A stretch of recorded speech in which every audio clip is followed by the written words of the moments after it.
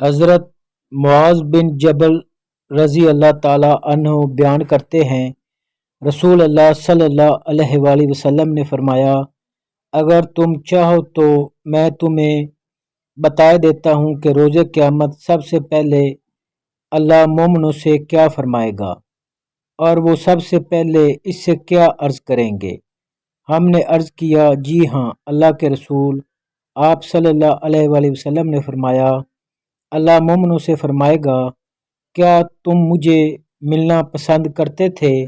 وہ عرض کریں گے، جی ہاں ہمارے پروردگار۔ وہ پوچھے گا، کس لیے؟ وہ عرض کریں گے، ہمیں آپ کے عفو درگزر اور مغفرت کی امید تھی۔ وہ فرمائے گا، پس میری مغفرت تمہارے لیے واجب ہو گئی۔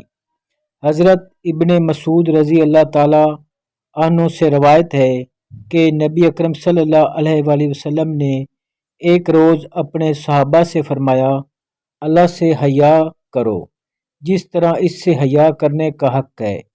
انہوں نے عرض کیا، اللہ کے نبی، الحمدللہ ہم اللہ سے حیا کرتے ہیں۔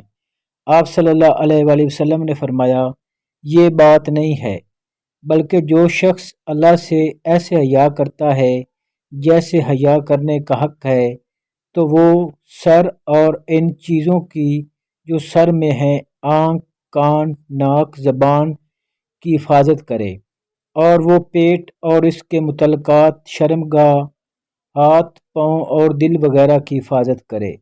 وہ موت اور بوسیدہ ہونے کو یاد رکھے، اور جو آخرت چاہتا ہے وہ دنیا ترک کر دے۔ جو شخص اس طرح کرے تو اس نے اللہ سے ایسے حیا کیا جیسے اس سے حیا کرنے کا حق ہے۔